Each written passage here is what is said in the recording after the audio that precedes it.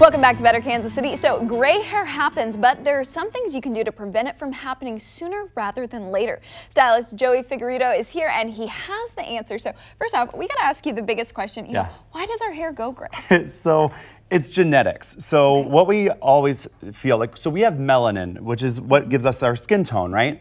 So melanin, actually, there's two types. There's pheomelanin and eumelanin. So the pheomelanin is your reds and your blonder colors, your lighter colors.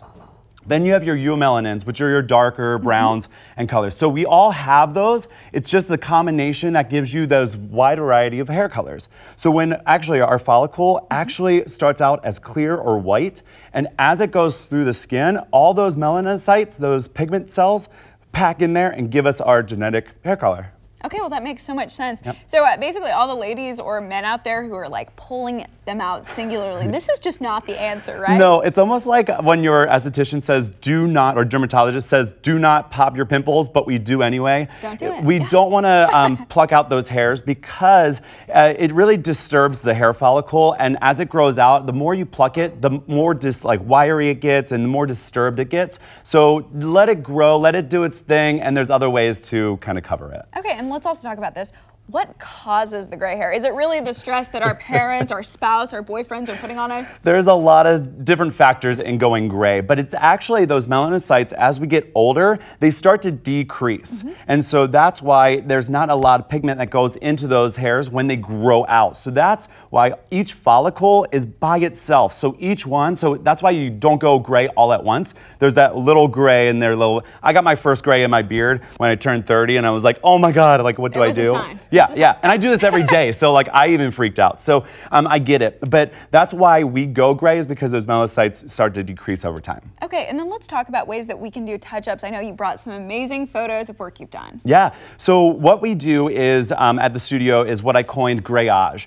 So what we do is it's multi-dimensional gray coverage, but we can also enhance your white or your gray, because I love white and gray hair. It really is. It's beautiful when it's right on the right person, when you feel comfortable with it as well. But you know, sometimes with those white hair and that gray hair, you kind of get that little yellow dingy kind of coloring. So we actually have what I have, I love Evo's Fabuloso. It is actually platinum colored, so it actually will come out purple, so you can enhance those and take out the yellow, which is great.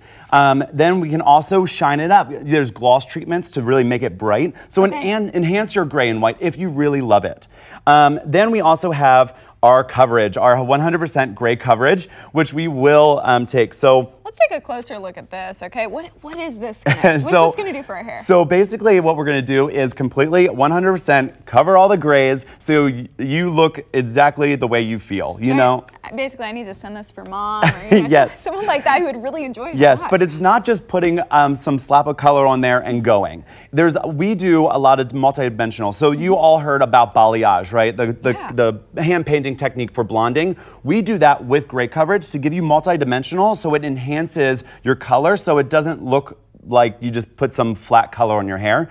But then also, it's maintenance too. So we're going to see you every 4 to 6 weeks. So if that's not in your maintenance, we can also blend it with low lights. So just putting more salt in your pepper, which is really, or more pepper in your salt. Sorry, going in there, and mixing then up also, your seasoning I know, foods, right? Yeah. I'm not a chef like the others. So only in hair color. But then there's also little touch-ups that we can do with kerotherapy or other things that you can kind of spray right on your hairline, just to get you past that little mark if you can't get to your hairstylist in time. And the cool thing, you were showing me this, it actually kind of shoots out brown or black depending on what your hair color is. And it will match up to a lot of different levels, but you just gotta be sure to like get the right color in there. This is a great one. This is a medium brown. There's darker colors and also blondes, but the blondes are always tricky because it's always that warmer blonde. We're kind of going into that cooler blondes too, so it's really hard to do the blondes, but browns are really great. Okay, and then do we have any other things we can talk about the grayage technique? Because I know that's something you guys have really coined and are very proud of. Yeah, we do this at the salon and it's amazing. And a lot of women come to us